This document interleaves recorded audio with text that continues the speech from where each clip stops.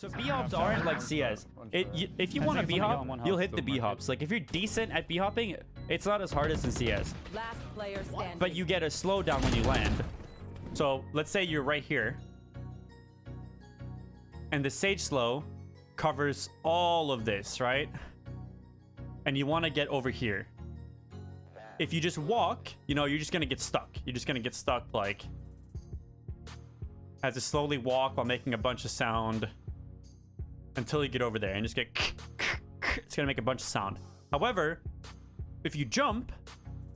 And it's like the average distance, depending on map layout, you can get through it in 3 jumps. And you end up here with minimal sound. So B-hopping maintains your momentum, so it's actually worth. But it's not like you can Funy and break timings that hard, you know? Is it really just 3 jumps? Well, it depends, right? So if you look at this slow, to get through in here and around the corner, odds are I would need 4, right? So it changes because that slow kind of merges along with the architecture around it. There are times where I've ran through a slow that's been spread in 3. So no, 3 is not a static number, but it's way, even if it's 4 or 5, it's still a lot faster than just walking through it. So this is how slow you are walking through this slow, actually.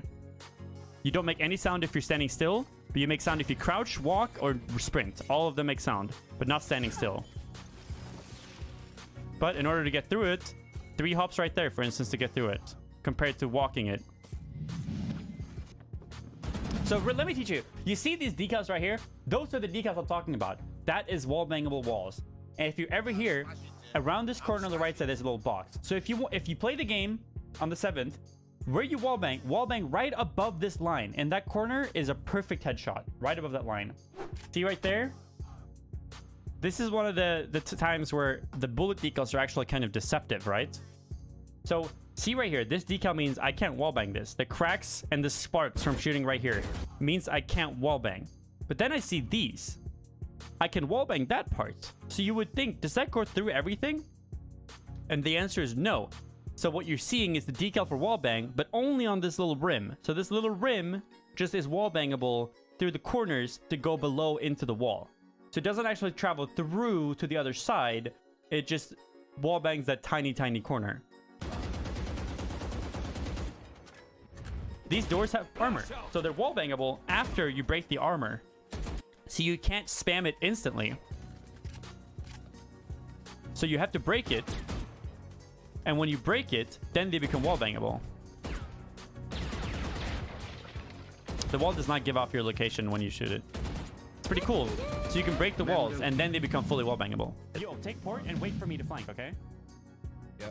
So the port is super loud. So he took the port to bait. And then I'm pushing from the other side, so if they're holding him, you can go. I can flank. So right there, see they were looking at... They ran out. That was my call, right? Take port so I can flank.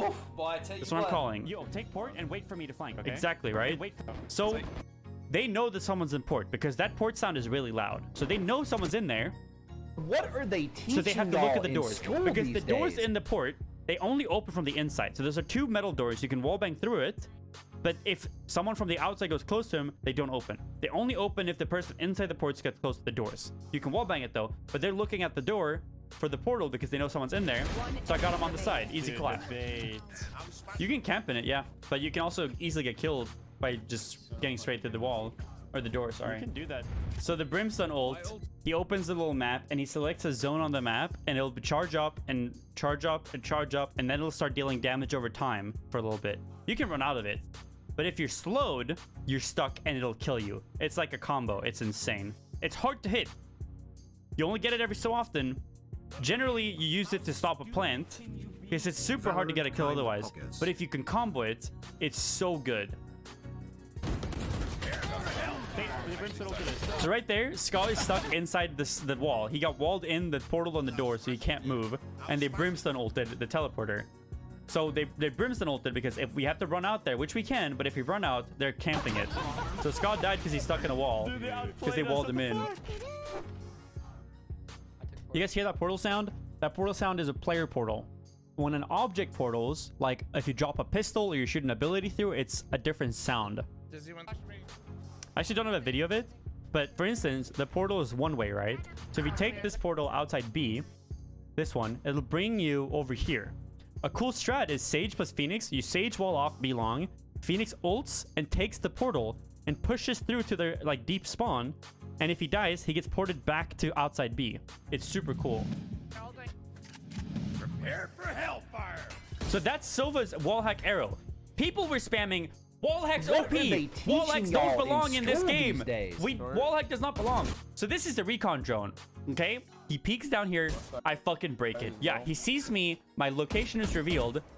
That's it. He used a valuable ability, and I shot it down in 3 shots. And here is his signature ability. He shoots the arrow, it bounces, and it's a wallhack arrow. This is OP, everyone says. Look at what I do. It's gone. There's no wallhack for him because I broke it. That's it. That's all there is to that. Easy. When you want to jump up on boxes on bomb sites, you, as Jet or even Sage, you have to use abilities. It costs money to use an ability, and you have to use an ability to get on top of a box, right? So here's me. I'm on the same map. This is a different game. This is just a 40-second highlight. But basically, as Jet, you have to use your money cost abilities to get on top of these boxes. But I found this specific jump. It's almost pixel perfect. You jump that corner, you use your passive hover, and you can glitch up on that box, and you can reach everywhere else on the site. Which means you can start off a round in buy time on top of boxes without having to use any money at all. You don't have to buy any abilities or anything. You can reach every box on their own with just your passive. And it's a hard jump. And I asked the devs, hey, is this intended? Is this what you guys wanted with this character? And he said, that is you using your character to its potential. That's what they said. I'm so happy. Again, playing with a As for Viper only. So you see here where Jet is red, it's actually not my wall hacks because I disabled them for the recording. It's actually Viper's ult showing where they are because they're in the gas. I know it seems crazy, but this is actually a pretty fun ability. Yeah, it's not that fun having to push into it, but it really changes the way that the game is played during the situation you're using the ult. So the ult stays for as long as she's in it, and she can step out of it for a few seconds. There's a little countdown timer if I was a girl, or a we'd be bar. Like, oh, boy, I tell you But what. this changes the approach to the game so much. And let me teach you the biggest fucking pro tip, specifically on this map. I got bombed down. If the gas is on this site on this map, if you jump on top of this box right here from the other side she's on where I planted the bomb, you go on top, you can just barely see over the gas. And you can get some crazy fucking kills because people will barely be able to see you. So here, perfect. Remember I told you guys Omen has the ult and he can TP anywhere on the map, right? So you see the map becomes like shadowy and you hear it TP. This is where he chose to TP to. He becomes a ghost. So this is his shade form. He can't shoot or do anything. He can only look around right now and he has limited vision. Once his shade period is over, he becomes Omen. And when you kill him, he will die. However, if I kill him in this shade form, so when he looks like a ghost, if I see this and I'm walking up and I see that he ults and I see the ghost up here, if I shoot him right now, his ult will just be canceled. He'll just be teleported back to where he was. However, if I let him pass through the shade and I kill him, he just dies. Does anybody get through the tripwire without tripping it? Yes, you can jump over it. Actually, let me show you this specific play. So here, me and Summit are pushing A on Haven. A long, we push really deep. We've been super sneaky, right? No sounds. No one knows we're here. One's outside garage, you just jiggle. I'm inside there. I'm peeking. One's in this garage. And I'm walking, right? And then I see... Oh, shit. Tripwire, right? So I don't want to shoot because they'll hear it. So what I'm doing is I'm walking around it. I'm walking over it. It might be pushing in on B in a sec. On site. Then for this one, I just crouch jump over it. If you crouch jump. It doesn't pop it. Some of them you can crouch under too. So I try to show you that the jumps aren't all possible with the basic wall that you show, but you can adjust them in ways to make sure that the other jumps are possible. So for instance, I did this play, right? You saw it earlier where I jumped from here to the default plant box. But I can make a similar play to allow me to get up there with an angled wall. So like right here, I blocked it off, right? And I can still do the same peak, but I can also get to the other box. Which means that I block off just the same way, and I can access all 3 site boxes with an angle like that instead. So what's interesting about that boost that I just showed you, if you're attacking a plant, you wall it off like that, you can jump up on top of the wall and get up top on mid, but the other side can't. If you wall it off on this side, the defending team can take that box for the jump. You see how like that box works both ways, but you have to learn the lineups for both. So right there, I'm showing like a really popular entry flash.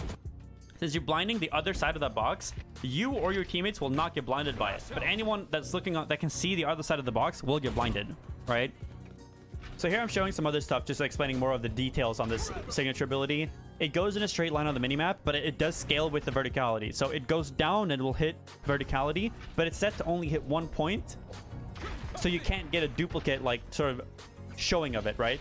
So if I'm shooting here, I can shoot my explosive, my C ability, my explosive upwards and downwards, and it'll go upwards and downwards pretty easily. But I cannot shoot my ability upwards because it goes off of the nearest ground you're at, and it makes sure it hits anything on the ground in a line. I can do similar things where I can throw my flash downwards as well, and I can shoot my damage dealing ability downwards to clear the garage below me. See that? And even my signature ability, I can hit downwards, but it'll hit where I'm standing, and then it'll move down with a clear line, so it stops right there, as you can see. You see how it doesn't hit below you as well? Since it hit up top, it just keeps going in a line, so it doesn't hit the below and up top.